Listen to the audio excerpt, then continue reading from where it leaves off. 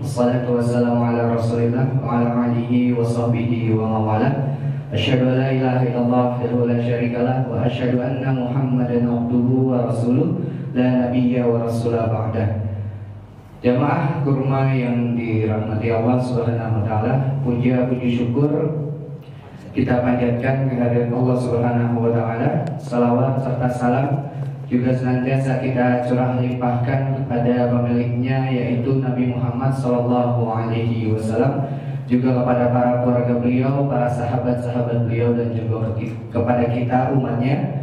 Semoga ketika nanti Allah bangkitkan kita kembali, lalu Allah kumpulkan kita di padang mahsyar di pengadilannya Allah Subhanahu wa taala, Allah kumpulkan kita bersama barisannya Rasulullah sallallahu alaihi wasallam. Dan tentunya juga kita berharap pada hari itu, hari di mana tidak ada yang lebih penting kita harapkan selain syafaat dari Nabi Muhammad SAW. Dan kita semoga kita termasuk golongan orang-orang yang mendapatkan syafaatnya oleh beliau. Amin amin ya rabbal alamin. Jemaah kurma yang dirahmati Allah Subhanahu wa taala, alhamdulillah pada hari ini Ahad 8 Maret ya 2020 bertepatan dengan 13 Rajab 1441 Hijriah, kami dari Remaja Islam Masjid Al-Barakah, Rismal Al-Barakah, bisa kembali menyelenggarakan program rutin kami yang kami adakan rutin setiap pekan 1 dan pekan ketiga di setiap bulan. Ya, sebenarnya kajian ini sesuai dengan namanya, kurma, ya, singkatan dari kajian umum rutin malam Ahad. Artinya kajian ini rutin diadakan setiap Sabtu malam Ahad. Namun ya biasanya kalau ada lain hal, ya biasanya dari materi tidak bisa mengisi di malam Ahad, akhirnya kita undur 1 hari jadi Ahad malam. Kalau Ahad malam berarti bukan kurma hari ini, kurang ya. Kajian umum rutin Ahad malam ya. Tapi nggak apa-apa, sama aja isinya, insya Allah kita adakan di setiap pekan 1 dan pekan ketiga di setiap bulan. Jadi buat teman-teman nih yang baru hadir, misalnya baru pertama kali hadir di kurma ini, silakan dibulatkan di tanggalnya. Setiap Sabtu pekan 1 dan pekan ketiga hadir di Al-Barakah, di Masjid Al-Barakah ini. Insya Allah kurma ini rutin kita adakan ya. Kenapa hari Sabtu? Kenapa enggak hari-hari yang lain gitu ya? Kenapa sih hari Sabtu hari di mana orang pergi keluar ya, kumpul bersama teman-teman, keluarga dan lain-lain? Nah, kita malah bikin kajian. Nah justru dengan itu kita mau mencoba mengalihkan ya. Gak bisa menghilangkan, tapi mengalihkan, memfasilitasi. Kita alihkan dari hal-hal yang mungkin kurang bermanfaat, kita habiskan malam Ahadnya, kita kumpul ke masjid. Insya Allah itu jauh lebih bermanfaat. Apalagi kita ke masjidnya tujuannya untuk thalabul ilmi, yang mana kata Nabi itu menjadi pemudah ya jalan kita menuju surga. Baik, teman-teman semua yang dirahmati Allah Subhanahu wa taala, senang sekali pada hari ini kita akan melanjutkan pembahasan kita. Ya, kalau sebenarnya malam ini pembahasannya terkait dengan urgensi menuntut ilmu. Ya, karena di kurma sebelumnya kita bahas tentang intisari dari kitab Ta'lim Muta'alim. Ya. Namun pada hari ini kita tidak bahas kitab itu, tapi relate, temanya masih relate terkait dengan ilmu, yaitu tentang urgensi menuntut ilmu, ya, terutama di zaman kita saat ini, yaitu di akhir zaman. Apa sih pentingnya, mengapa sih kita harus terus belajar, ya, dan lain-lain sebagainya. Dan apa kaitannya, kenapa kita harus terus belajar di zaman kita saat ini. Insya Allah pada malam hari ini itu semua akan dibahas panjang lebar bersama pemateri kita yang alhamdulillah sudah berada di masjid di hadapan jemaah sekalian, yaitu Ustadz Muhammad Fakhrul Razi Ansor. Ahlan Ustadz. Pertama kali Ustadz datang sini Ustadz. Masya Allah, beliau datang jauh-jauh dari negeri seberang ya, dari Makassar. Ya, ada kawan kita orang Makassar di sini. Ya, jauh-jauh. Alhamdulillah beliau sekarang beberapa hari belakangan ini sedang safari dakwah di area Jakarta dan sekitarnya. Kan bahkan alhamdulillah di wilayah Tanah Abang ini dapat jadwal berapa kali Ustaz? 4 ya? 4 masjid ya. Insyaallah. Terakhir ya sebelum kesini beliau mampir dulu di masjid tetangga di Al Muhajirin. Lalu beliau langsung ke sini. Alhamdulillah nggak jauh-jauh lah, nggak repot-repot. Semoga nggak kapok Ustaz ya main di sini. Oke, baik teman-teman semua, tanpa berlama-lama lagi karena Ustaz insyaallah juga pada sehabis ini katanya masih ada jadwal lagi. Ya, jadi sangat masya Allah Ustaz jadwalnya padat sekali. Kita doakan guru kita ini semoga Allah jaga beliau selalu, diberikan kesehatan selalu dalam segala aktivitasnya. Amin amin ya robbal alamin. Baik, kita mulai kajian kita pada malam hari ini dengan sama-sama membaca lafaz basmalah. Bismillahirrahmanirrahim. Kepada Ustaz Siri disilakan. Alhamdulillah. Wassalatu wassalamu ala Rasulillah wa ala alihi wa sahbihi wa mawala, amma ba'd. Teman-teman yang dimuliakan Allah, di kajian kurma ya. Semoga Allah Subhanahu wa taala menjadikan kalian seperti kurma ya. Kurma itu pohonnya bermanfaat, buahnya bermanfaat. Kurma memiliki sifat yang luar biasa. Di antara sifat kurma itu, bayangkan bijinya ya, bisa ditanam kembali untuk menumbuhkan pohonnya. Sifat yang lain, kurma itu kuat pohonnya ya, dan lembut buahnya. Seakan ingin memberitahukan pada kita, kalau Anda sebagai seorang muslim, jadilah muslim yang kuat. Kuat apanya? Kuat pegangan akidahnya. Kuat apanya? Kuat dalam menuntut ilmunya. Kuat apanya? Kuat dalam berkepribadian sebagai seorang muslim untuk mempertahankan jati diri bahwa Anda muslim dan menjaga syiar-syiar agama Anda. Kuat.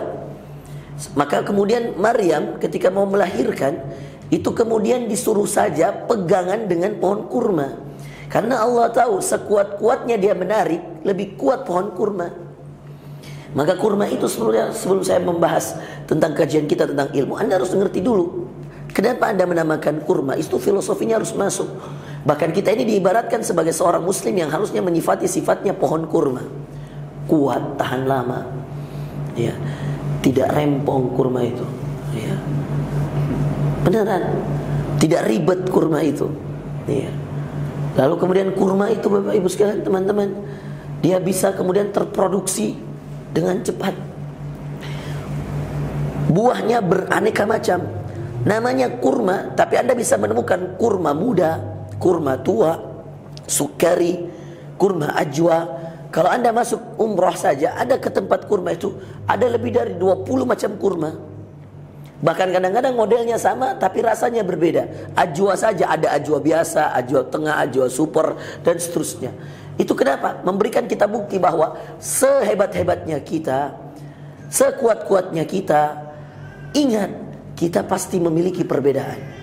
Belajarlah dari kurma, bahwa saya orang Bugis, saya muslim, saya sama dengan kawan yang ada di sebelah saya. Kita sama-sama muslim, harus punya pegangan yang kuat masing-masing dengan pegangan kita dalam beragama. Tapi ingat, tidak boleh kemudian kita mengatakan kita muslim lalu memaksakan semua sesuatu harus sama dengan muslim yang lain. Maka mohon maaf kalau Anda takbirnya di telinga dan saya di pundak, gak masalah. Kalau Anda kunut saya tidak kunut, gak masalah. Karena dahulu para ulama juga berbeda pendapat. Imam Syafi'i kunut, Imam Ahmad tidak kunut. Sekalinya Imam Ahmad berada di belakang Syafi'i, dia ikut kunut bersama Syafi'i. Maka belajarlah dari kurma bagaimana dia berbeda dengan satu sama lain, tetapi mereka tetap menamakan kurma. Nggak ada kan kurma tiba-tiba kemudian namakan dirinya anggur ajwa, nggak ada. Apapun mereknya, dia sukari, dia apa, pasti ada kalimat kurma di depannya. Kurma ajwa, kurma sukari, kurma muda, kurma dan seterusnya. Dan yang terakhir, belajarlah dari kurma. Apa yang Anda pelajari dari kurma? kurma tidak pernah meninggalkan apapun dari dirinya. Kurma itu nggak punya daun yang jatuh ke bawah, tidak. Kurma itu, saudara sekalian, dia tidak pernah menjatuhkan daunnya karena dia tidak punya daun. Semuanya terikat satu sama lain dan terpondasikan dengan batangnya. Maka kalau Anda lihat kurma sebenarnya mirip-mirip kelapa, ya. Tapi kurma itu lebih kuat dan lebih terjaga setiap ranting-rantingnya. Dan dia tidak pernah menjatuhkan rantingnya, kecuali mungkin ada hujan, tidak pernah, karena dia tidak memiliki daun-daun itu. Terjaga, semua terfokus di batangnya. Memberi bukti bahwa apa, saudara sekalian? Perhatikan baik-baik. Bahwa seorang muslim itu yang paling penting dia pegang dalam kehidupannya satu hal. Apa itu? Allah. Kalau dia sudah punya Allah, maka yakinlah seluruh cabang-cabang kehidupannya, dari rezekinya, jodohnya, kehidupannya, kesehatannya, istrinya, anaknya, yang urus Allah. Maka terpusat pada satu hal, Allah. Ya saya, ya kalian, ya semua kita terpusat pada satu hal, Allah. Maka seorang muslim itu kaitannya dia berkata kepada dirinya, iyyaka na'budu wa iyyaka nasta'in. Hanya padamu ya Allah kami menyembah, dan hanya padamu ya Allah kami mohon pertolongan. Itu sedikit tentang kurma. Kita bersyukur ya, tentunya kita dipertemukan dalam kesempatan hari ini. Ya. Saya berterima kasih pada panitia dan seluruh yang mengundang. Jazakumullah khairan. Angka baiknya kemudian kita mulai dengan sama-sama mengucapkan syukur pada dalam diri kita. Kita diberikan taufik hidayah Allah untuk bisa ikut kajian ini. Ini hidayah yang luar biasa. Selanjutnya izinkan saya menyampaikan hal yang kata Rasulullah sallallahu alaihi wasallam. Dalam sebuah hadis Rasulullah mengatakan, An Abi Hurairah radhiyallahu an, dari Abu Hurairah hadisnya, Rasulullah sallallahu alaihi wasallam bersabda, "La tadkhulul jannata hatta tu'minu." Kalian tidak akan pernah masuk surga sampai kalian beriman. Wala tu'minu, dan kalian tidak dicatatkan sebagai orang beriman hatta tahabbu, sampai kalian saling mencintai karena Allah. Lalu Rasulullah mengatakan, awala adullukum ala syai'in, maukah kalian aku tunjukkan satu amalan, idza fa'altumuhu tahabbtum, yang jika kalian lakukan amalan ini kalian akan saling mencintai karena Allah. Dan ketika kalian sudah saling mencintai karena Allah, kalian akan dicatatkan sebagai orang beriman. Dan ketika anda sudah catat kalau orang beriman, anda akan masuk surga. Tadi kan hadisnya dikatakan, kalian tidak akan masuk surga sampai kalian beriman. Kalian tidak dicatat sebagai orang beriman sampai kalian saling mencintai karena Allah. Lalu Rasulullah memberitahu, maukah kalian aku tunjukkan satu amalan yang jika kalian lakukan, kalian akan saling mencintai karena Allah. Tahu nggak amalannya apa? Nggak tahu. Amalannya kata Rasulullah SAW yang membuat anda akan saling mencintai karena Allah, afshus salama bainakum, banyak-banyak sebarkan salam di antara kalian. Maka izinkan saya menyebarkan salam ini dulu kepada kalian, bukti dan tanda cinta saya kepada antum semua, khususnya antum yang masya Allah sebelah saya. Assalamualaikum warahmatullahi wabarakatuh. Baik teman-teman sekalian, sekarang saya minta 15 menit ke depan ini fokus. Karena yang akan saya bahas ini sesuatu yang paling penting dalam kehidupan manusia. Bahkan dia lebih penting daripada minuman yang ada depan saya, makanan yang ada depan kalian, minuman yang ada depan kita. Kata Ibnu Taimiyah, Syekhul Islam, beliau mengatakan perkataan, hajatul insan ilal ilmi aktsar min hajatihi ilal akli wasyarab. Kebutuhan kita terhadap ilmu lebih besar daripada kebutuhan kita terhadap makan dan minum. Kalau anda tidak makan dan tidak minum, anda bisa saja berpuasa. Kalau anda tidak makan dan minum, anda masih bisa menahan lapar. Tapi kalau anda tidak punya ilmu, maka semua makanan yang ada dalam tubuhmu, semua minuman yang ada dalam tubuhmu, semua pakaian yang berada menutupi tubuhmu, semua mobil, semua kendaraan yang kemudian engkau pakai, dan semua rumah yang kau tinggali, maka semua pekerjaan yang kau kerjakan, semua yang ada dalam kehidupanmu bernilai dosa di sisi Allah. Gara-gara apa? Tidak punya ilmu. Kalau kita nggak makan, kalau kita nggak minum, ya, Mungkin kita akan mengatakan kami lapar. Tapi tentu itu jauh lebih baik daripada kita tidak punya ilmu lalu kita mengatakan kami bodoh. Kira-kira teman-teman, saya tanya kepada kalian, enak mana didengar? Kalimat kami lapar atau kami bodoh? Coba. Kamu enakan dikatain apa? Kamu itu lapar terus, atau kamu dikatakan kamu tuh bodoh terus? Enak mana? Enak kalimat lapar. Kita nggak apa-apa dikatakan, kamu tuh dikit-dikit lapar, nggak apa-apa. Daripada kamu tuh dikit-dikit bodoh banget kamu. Kalimat yang paling nggak enak itu kalau kita dikatakan bodoh. Dan itu ejekan orang-orang Yahudi kepada, ejekan orang-orang non-Muslim kepada Rasulullah zaman dahulu daripada para Rasul sebelumnya. Dikatakan mereka orang yang bodoh, bahkan dikatakan orang gila. Dalam surah Az-Zariyat Allah mengatakan tentang ejekan ini. Kadzalika ma atal ladzina min qablihim min rasulin illa qalu sahirun aw majnun. Kata Allah, kadzalik, begitulah dahulu. Ma atal ladzina min qablihim, tidak kami utus kepada mereka min rasulin, dari seorang rasul kepada mereka. Musa kepada kaumnya rasul, ya. Nabi Isa kepada kaumnya rasul, Nabi Daud kepada kaumnya rasul.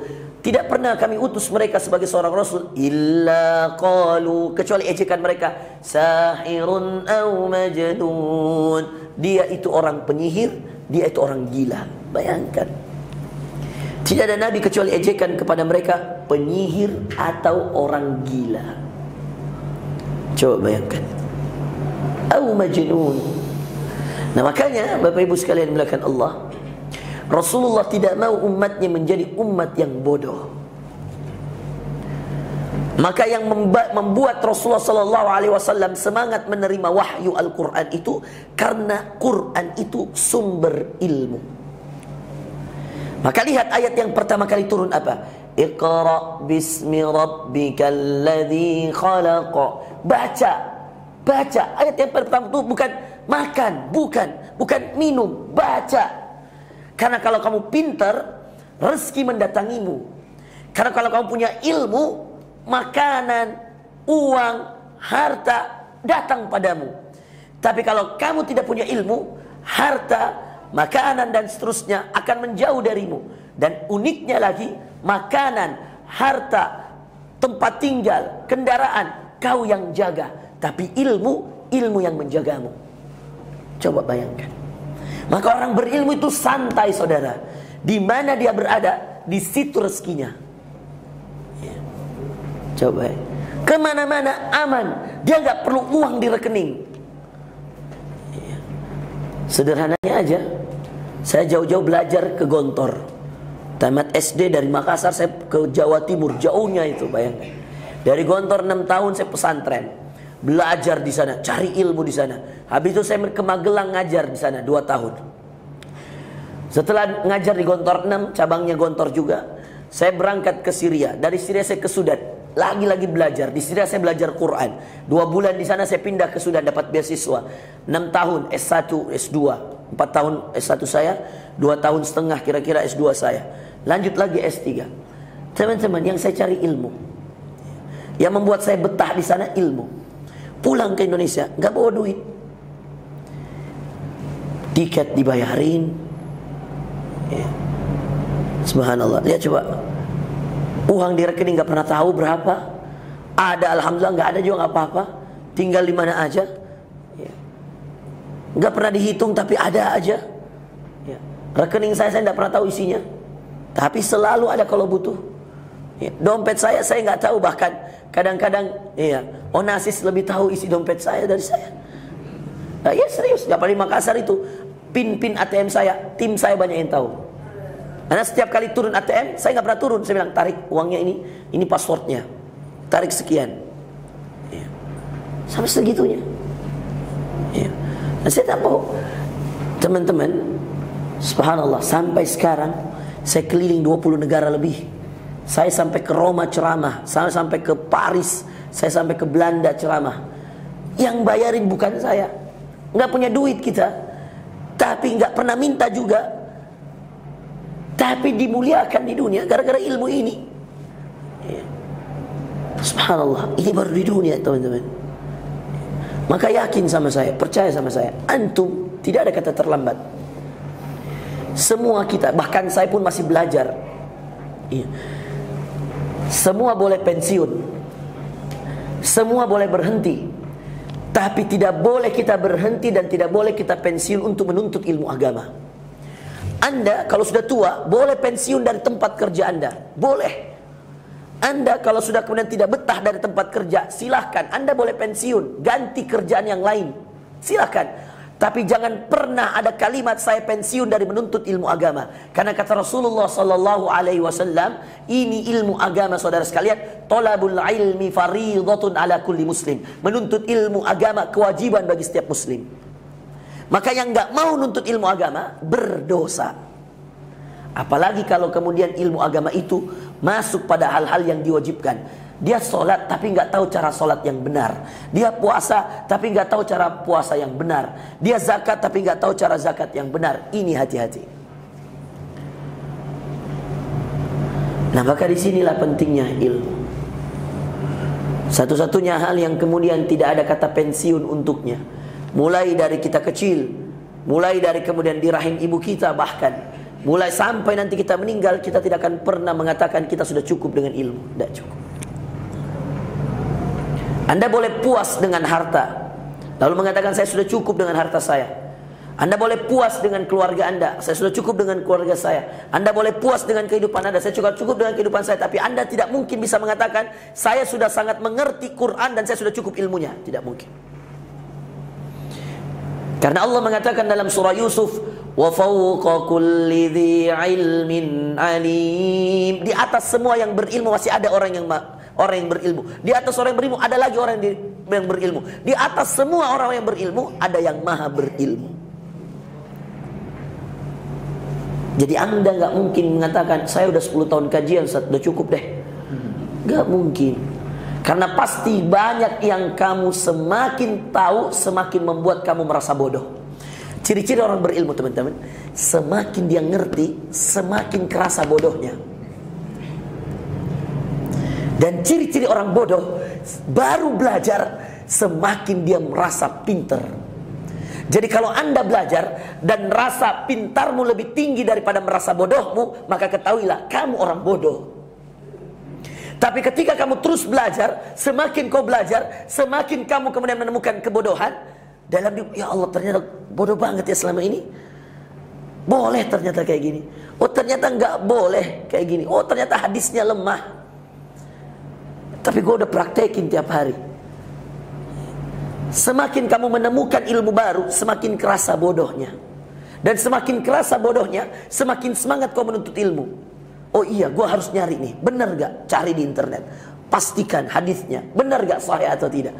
Kalau Anda merasa bodoh, maka itu Andalah orang yang berilmu. Tapi kalau Anda merasa pinter, maka Andalah orang yang bodoh. Jadi jangan mau jadi perasa. Karena perasa itu menipu. Merasa pinter, bodoh. Merasa bodoh, pinter.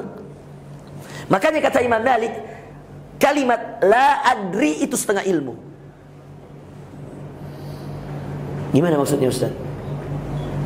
La adri, apa artinya la adri? Saya tidak tahu. Itu setengah dari ilmu. Jadi kalau Anda ditanya sesuatu yang Anda tidak tahu, daripada dengar kayaknya ya, saya pernah dengerin tuh Ustaz.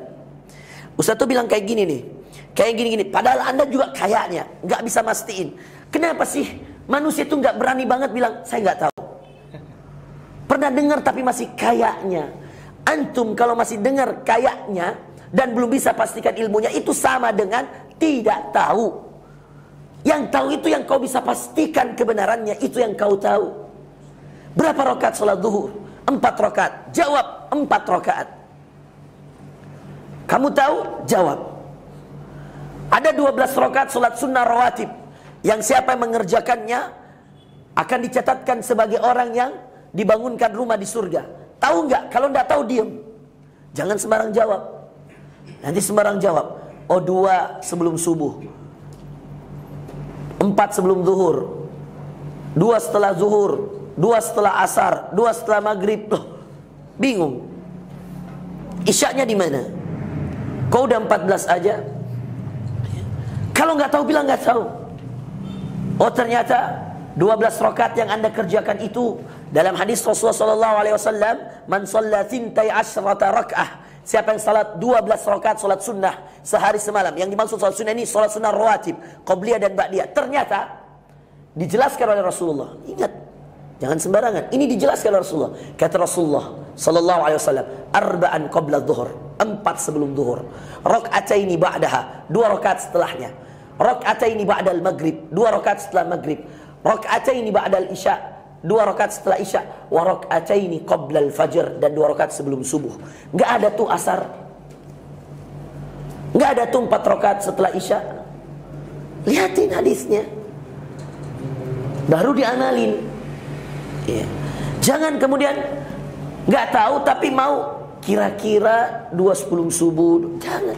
Mendingan anda mengatakan saya nggak tahu. Pernah dengar tapi saya tidak tahu. Makanya Imam Malik mengatakan ciri orang pintar itu berani mengatakan saya tidak tahu. Ustaz, apa hukumnya ini? Kalau saya bilang saya nggak tahu, saya nggak tahu. Anda mau marah? Marah pun saya nggak bisa berilmu gara-gara marah kamu. Maka lebih baik sama-sama kita belajar. Waktu saya dari Said Naum, ya, ceramah di sana, tiba-tiba ada orang yang melihatkan, Ustaz, ada Ustaz yang menyuruh begini setelah selesai sholat. Saya bilang, lihat dulu hadisnya, sudah benar atau belum? Saya bukakan di internet kalau dia tidak percaya. Saya bukakan karena banyak yang kayak ragu dan sudah. Yuk kita sama-sama lihat, kita sama-sama baca. Akhirnya ngerti dia. Oh iya Ustaz, sudah benar ternyata. Yang berarti dari Ustaz itu salah. Iya akhi. Belajar. Kita katakan kita tidak tahu kalau kita tidak tahu. Dan kita katakan tahu kalau kita tahu. Dan ini sumber ilmu saudara sekalian.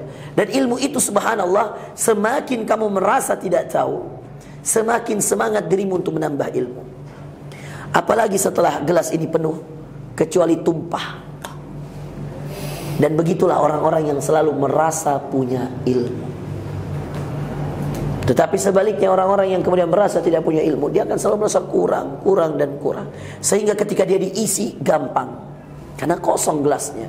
Maka saya harap antum setiap kali kajian di Kurma, datanglah dalam keadaan kalian merasa gelas kalian masih kosong. Karena kapan kalian datang dan kalian merasa sudah penuh, maka percaya Ustadz siapapun anda undang ke sini, anda nggak akan pernah terisi. Kenapa? Karena anda sudah merasa seperti gelas yang penuh. Yang ada tumpah. Dan tumpah itu tidak lebih baik daripada kosong.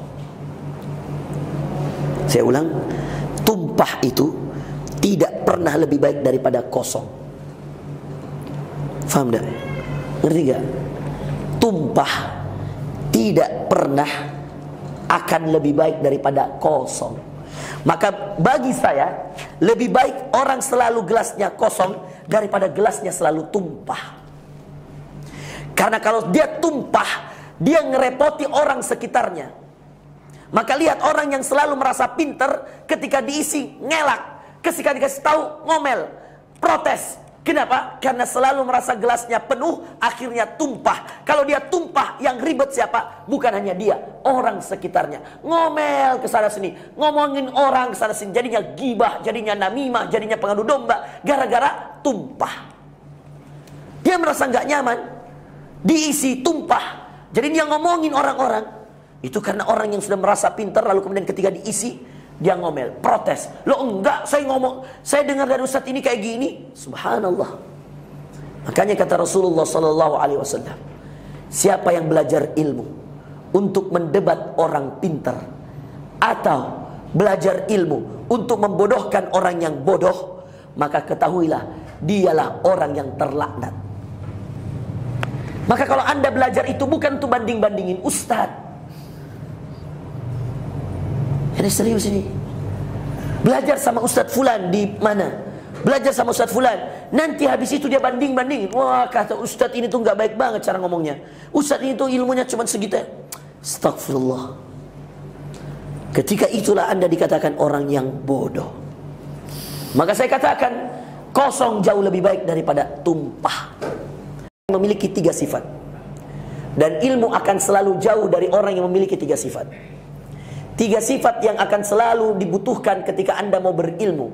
Perhatikan baik-baik. 3 sifat yang harus selalu dibutuhkan oleh Anda ketika Anda mau jadi dikatakan orang berilmu. Dan saya sudah rasakan betul ini ketika saya hampir 15 tahun menuntut ilmu agama ini.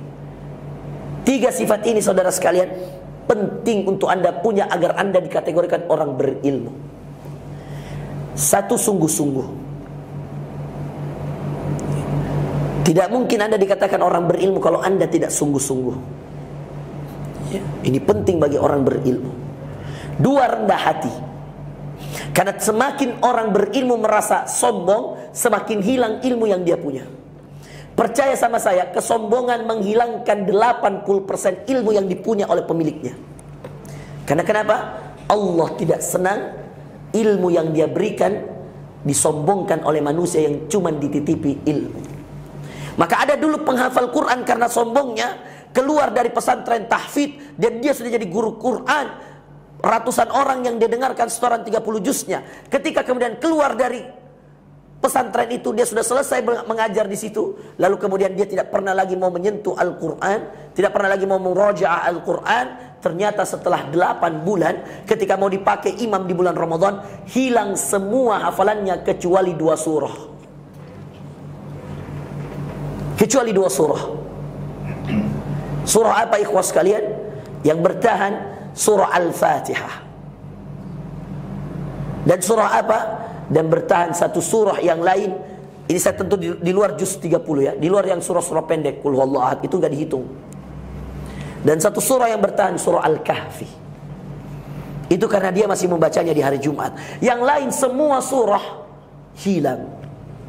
Ya jangan hitung Al-Ikhlas, Al-Falaq, itu jangan dihitung, dan dihitung itu. Karena bagi penghafal Quran itu sesuatu yang sudah dihafal dari SD. Hilangkan juz 30. Semua surah hilang kecuali Al-Fatihah dan Al-Kahfi. Kenapa? Karena muncul rasa sombong, dia tidak butuh mengulangi hafalan. Karena dia katakan, saya kan dari kecil ngafal Quran. Habis itu jadi pengajar Quran 2 tahun. Ratusan orang store Quran hafalannya di saya. Setelah itu dia tidak pernah sentuh Quran 8 bulan hilang. Seperti ada keluarga saya hafal Quran di pesantren di Jawa Tengah.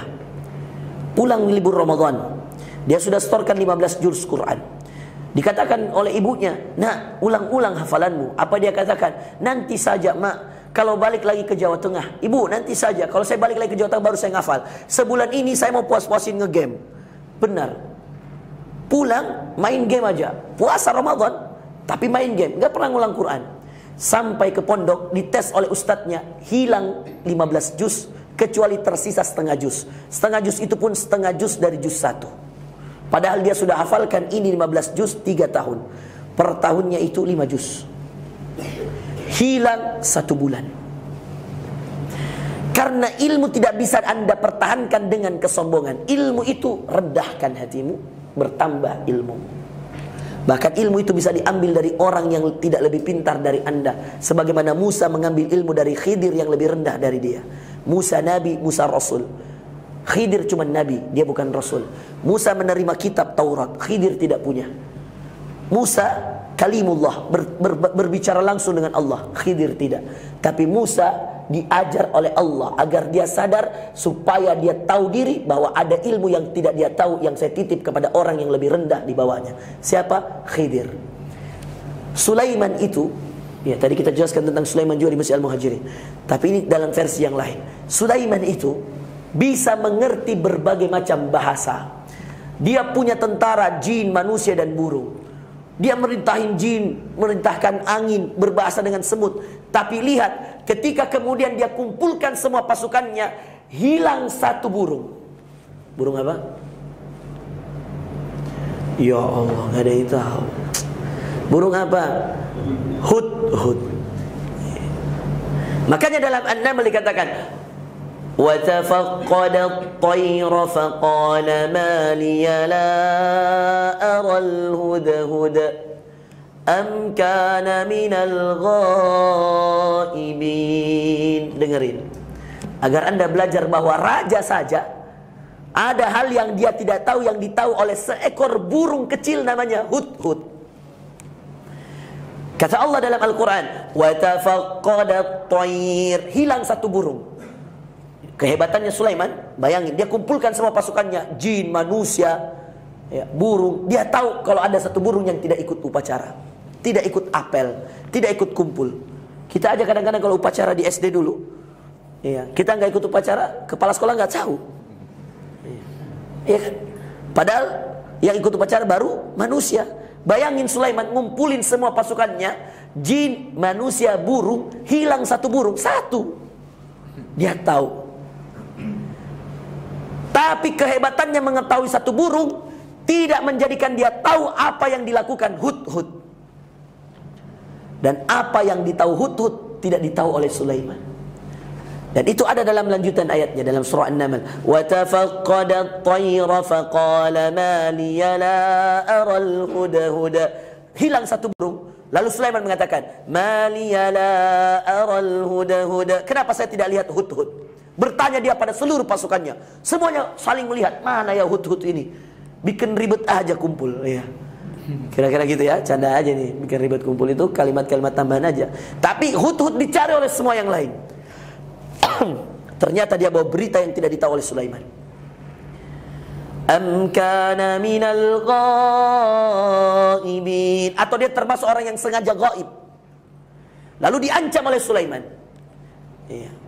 La u'adzibannahu 'adzaban syadida. Dia katakan kepada seluruh yang hadir, saya akan azab dia dengan azab yang pedih kalau dia datang, kalau dia sengaja gaib.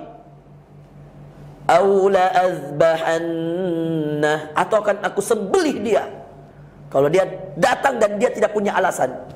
Atau yang ketiga, tadi yang satu akan aku azab dengan azab yang pedih, atau aku sembelih, atau pilihan yang ketiga, au la ya'tiyanni bisultanin mubin, atau dia datang kepadaku dengan alasan yang kuat.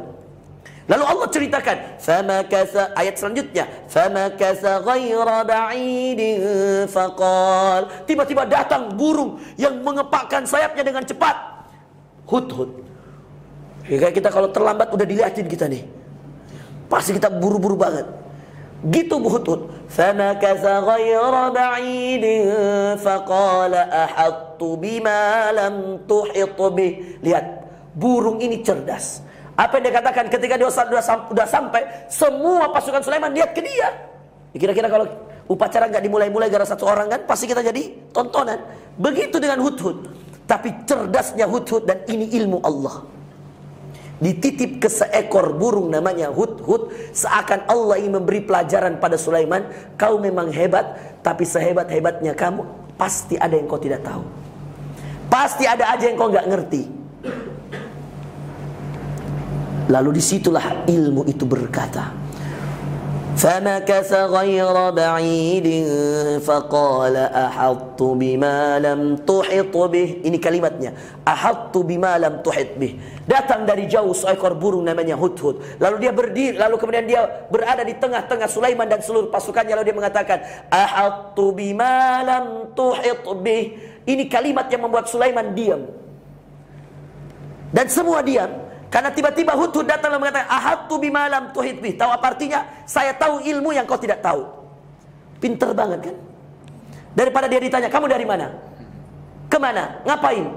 Dia datang langsung ngasih tahu, saya tahu ilmu yang kau tidak tahu. Penasaran Sulaiman. Ahattu bima lam tuhit bih waji'tuka min saba'in binaba'in yaqin. Dan saya datang dari Sabah. Kota Sabah itu di Yaman.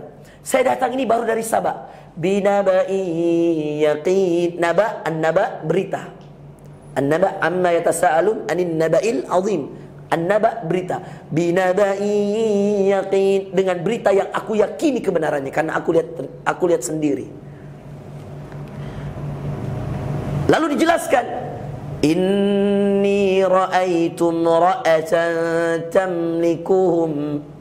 Ya, aku melihat mereka ya'budun aw yasjuduna lisyamsi min dunillah. Saya melihat ada kaum yang sujud kepada matahari, yang kemudian dia menyembah selain Allah. Mereka ini semua kaumnya di Sabah ini menyembah matahari. Lalu kemudian Hudhud mengatakan, inni ra'aitu imra'atan tamlikuhum. Saya melihat dia dipimpin oleh seorang wanita namanya Bilqis. Wa utiyat min kulli syai'. Dan ini wanita diberikan semua hal. Dia punya segala sesuatu, kerajaannya bagus, tentaranya kuat dan seterusnya. Walaha arsyun azim. Dan dia punya kerajaan yang mewah. Disitulah Sulaiman tertantang untuk nulis surat, lalu kemudian kirim lewat Hudhud, dibawa ke sana, dan tidak jadilah dia disembelih. Seakan Allah ingin memberitahukan kepada kita bahwa lihat, seorang raja seperti Sulaiman bisa memerintahkan jin, bisa berbahasa burung, bisa mengetahui bahasa semut. Dia tidak tahu bahwa di negeri Sabah ada seorang ratu yang punya pasukan, punya rakyat yang masih menyembah matahari. Siapa yang ngasih tahu dia? Seekor burung namanya Hudhud. Burung yang Masya Allah kecil, gak ada apa-apanya dibanding Sulaiman. Tapi kalau Allah mau titip ilmu itu kepada yang lebih rendah, Allah titip. Maka kalau Anda punya ilmu, jangan sombong sedikit pun. Karena ketahui, kadang-kadang orang yang lebih rendah darimu, bahkan kadang-kadang anak SD sekalipun, tahu ilmu yang kau tidak tahu. Jadi jangan sombong. Maka sifat kedua penuntut ilmu selain sungguh-sungguh, kedua rendah hati. Dan sifat yang ketiga penuntut ilmu, saudara sekalian, yang harus Anda punya ketika menjadi penuntut ilmu, as-sabr, kesabaran. Maka tiga sifat wajib yang harus dimiliki penuntut ilmu. Satu apa? Sungguh-sungguh. Dua apa? Rendah hati. Tiga apa? Sabar. Maka kalau Anda tidak sabar, pekan depan Anda nggak bakal datang. Kalau Anda sabar, Anda tiap minggu malam, Ahad malam, Anda akan ikut kajian ini. Karena Anda sabar. Maka orang yang sabar, dia yang akan dapat. Man sabara dhafira. Yang sabar, dia yang mendapatkan. Yang nggak sabar, dia cuma dapat setengah. Inilah bahayanya orang nggak sabar kalau untuk ilmu. Akhirnya baru setengah ilmu yang dia dapatkan, ilmu itulah yang dipakai untuk menyalahkan yang lain. Ya. Saya heran, benar-benar heran. Ya. Ada orang yang kemudian ketika saya imamin di Jakarta, ya, yang kemudian bukan saya imamin, ketika kemudian ada yang imamin dia dan imam itu tidak kunut, lalu kemudian orang ini ulang sholatnya. Saya heran. Dan saya juga heran yang ketika ada orang yang tidak kunut, lalu kemudian sholat di belakang orang yang kunut, lalu dia ulang sholatnya. Ini keheranan yang luar biasa. Kenapa? Karena dahulu saja para ulama yang berbeda pendapat masalah kunut itu saling menghargai ketika satu sama lain imam. Imam Syafi'i itu kunut, kunutnya setelah ruku. Imam Malik itu kunutnya sebelum ruku. Imam Syafi'i itu kunutnya dikeraskan suaranya. Allahumma hdina fiman hadait. Imam Malik disembunyikan suaranya, tidak dikeraskan, dia sebelum ruku. Imam Abu Hanifah dan Imam Ahmad tidak kunut sama sekali. Tapi apa yang terjadi ketika Imam Ahmad bin Hanbal kunjungan ke Baghdad, ke tempat Syafi'i waktu itu, ketika di Baghdad, ketika Imam Syafi'i kunut, Imam Ahmad ikut kunut. Sampai ketika ada kaumnya Imam Ahmad yang tahu bahwa Imam Ahmad ikut kunut, lalu dia bertanya, wahai Imam Ahmad, kenapa kau kunut? Kata Imam Ahmad, saya kunut karena Imam Syafi'i yang imam kunut, maka sebagai seorang makmum saya harus mengikuti imam saya. Dan apakah ada orang yang lebih mengerti sunnah dari Syafi'i? Ketika itu Imam Ahmad menanyakan kepada orang yang mengatakan, apakah ada yang lebih mengerti sunnah dari Imam Syafi'i? Terdiamlah orang yang tidak kunut itu, lalu kemudian dia ikut kunut sebagaimana Imam Ahmad kunut. Maka kadang-kadang teman-teman, ilmu kita itu yang terbatas, ya. Sehingga kemudian kita gampang menyalahkan orang. Mungkin dia terbatas karena kita nggak sabar. Kalau Anda sabar sedikit untuk terus menuntut ilmu, akan semakin banyak ilmu yang Anda dapatkan, sehingga semakin luas wawasanmu, semakin luas ilmumu, semakin bijak sikapmu. Gak dikit-dikit bid'ah, gak dikit-dikit haram, gak dikit-dikit kafir. Karena Anda luas. maka ilmu itu luas yang sempit hatimu. Ilmu itu luas yang sempit diri kita, hati kita, sehingga dikit-dikit nyalahin orang. Ya. Coba kalau Anda ilmunya sudah mapan, gampang melihat perbedaan. Di kampus saya itu kampus International University of Africa, itu 72 negara Pak. Anda bisa temukan berbagai macam sedekah. Mulai dari yang seperti ini, seperti ini, seperti ini, ada semua di sana. Dan semua orang punya dalil. Anda mau lihat orang yang sami Allahu liman hamidah, ada yang sedekap, ada yang lurus, itu ada di kampus saya. Anda yang mau pakai imamnya yang kunut sebelum ruku karena dia mazhab Maliki, ada. Ada yang tidak kunut, ada. Ada yang mau kunut setelah subuh, ada. Setelah ruku, ada. Imam Syafi'i, orang Indonesia, ada. Semua ada di sana. Dan kita nyantai-nyantai saja karena kita ngerti perbedaan itu ada. Dan Anda tidak mungkin paksakan. Itulah tadi filosofi kurma. Satu pohonnya, berbeda jenis buahnya.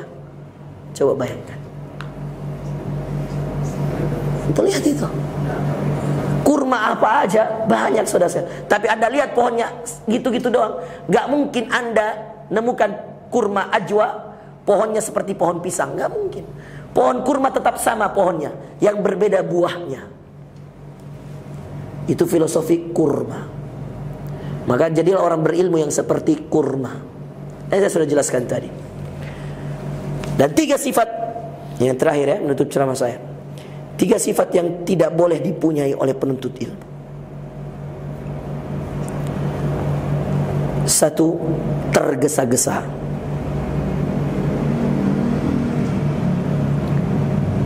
2, sombong. 3, malas. Antum minta tolong boleh gak? Jangan marah ya. Pegangin. Nah, ini terakhir aja nih, nggak sampai 20 menit, nggak, cuma terakhir aja, karena saya mau praktekkan pakai tangan. Jadi lihat, 3 susunan yang harus Anda punya sifat itu, dari penuntut ilmu yang harus memiliki 3 sifat ini, urutannya dari 1, 2, 3. Lawan sifat yang Anda harus hindari, urutannya dari 3, 2, 1. Lihat ya. Sifat yang harus dipunyai oleh penuntut ilmu tadi 1 apa? Sungguh-sungguh. Lawannya apa? Malas. Jadi nomor 1 sungguh-sungguh, nomor 3-nya malas. Ya. Balik nomor 2, rendah hati. Lawannya apa? Sombong. 2 sama. Ini nggak bisa geser nih. Kenapa nggak bisa geser? Karena dia penentu.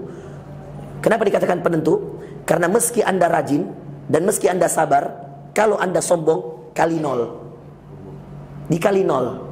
Sama, nggak ada gunanya. Maka dia ditaruh di tengah. Penyeimbang. Maka yang kunci itu nomor 2-nya ini. Dia menyeimbangkan nomor 1 dan nomor 3. Dan lihat nomor 1-nya apa? Tergesa-gesa. Maka kalau diurutkan, yang paling penting dalam menuntut ilmu 1, sungguh-sungguh. Karena meski bagaimana mungkin, ya udah Ustaz, dikit-dikit aja, sabar deh gue, 5 menit gue pulang Ustaz. Kenapa? Sabar Ustaz. Nggak bisa, sungguh-sungguh. Yang paling penting dalam penuntut ilmu itu sungguh-sungguh. Bukan sabar dulu, sungguh-sungguh dulu. Penyeimbangnya rendah hati.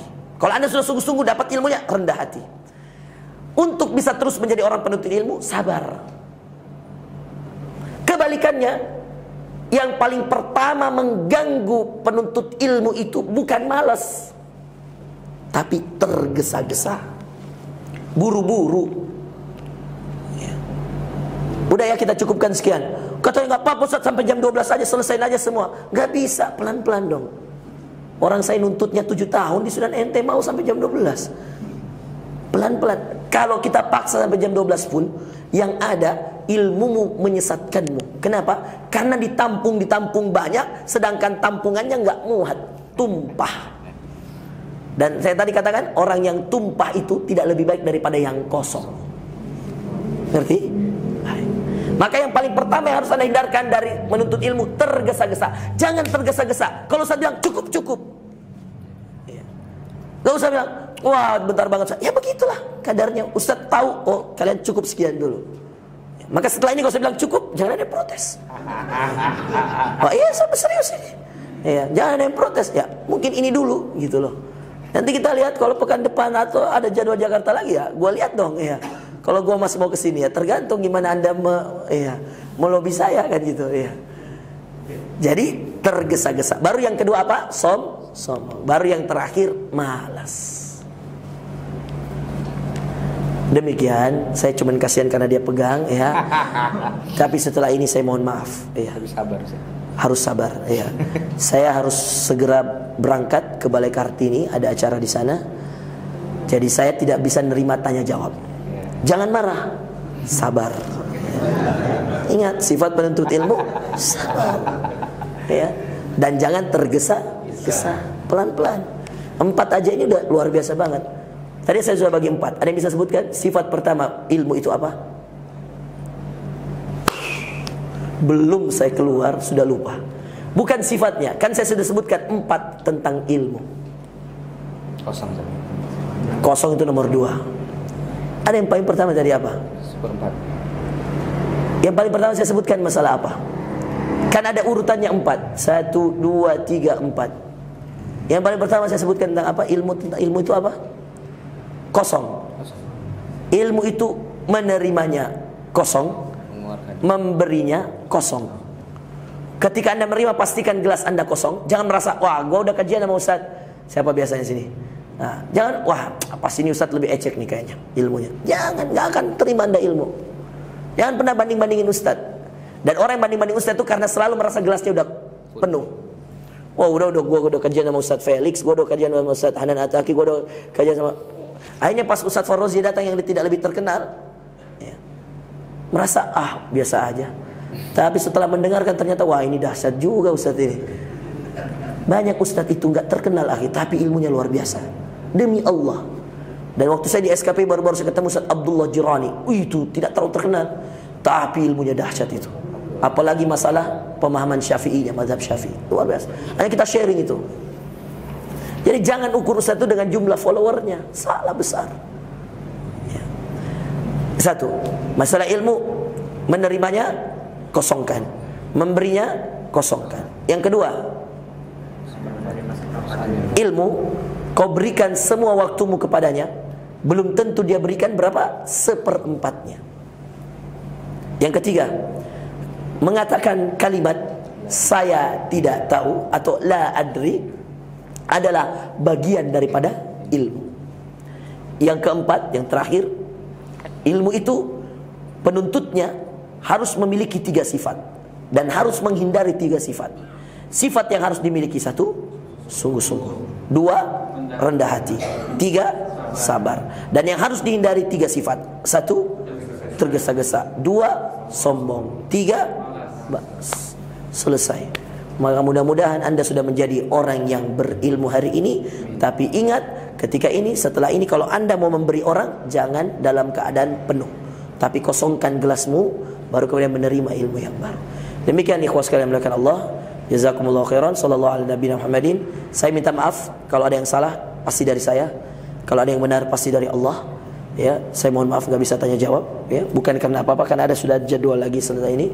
Mohon dimaafkan. Insyaallah kalau ada waktu lagi, nanti Onasis yang aturkan. Kalau ada jadwal Jakarta, kalau antum mau mengundang lagi, silahkan. Kalau enggak ya enggak apa-apa.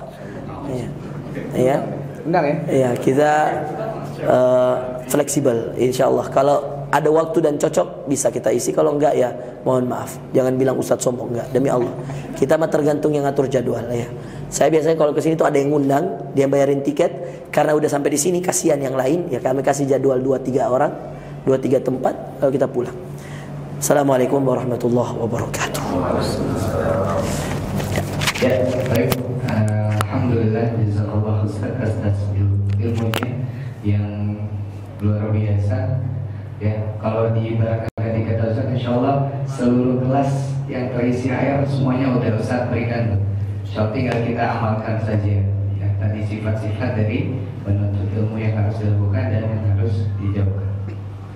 Baik, teman-teman semua, karena keterbatasan waktu juga Ustaz selanjutnya ada jadwal lagi Jadi sesi tanya jawab dan sesi closing statement ditiadakan.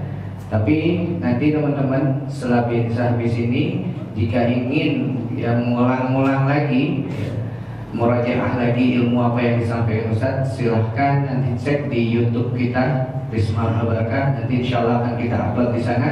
Silahkan dikaji lagi. Baik, kita ketemu di kurma mendatang insya Allah 2 pekan lagi dengan pembahasan yang seru, dengan pemateri yang juga luar biasa. Kita tutup dengan doa kafaratul majlis. Subhanakallahumma wa bihamdika asyhadu an la ilaha illa anta astaghfiruka wa atubu ilaik. Terima kasih atas kehadirannya. Mohon maaf bila ada kekurangan. Wassalamualaikum warahmatullahi wabarakatuh.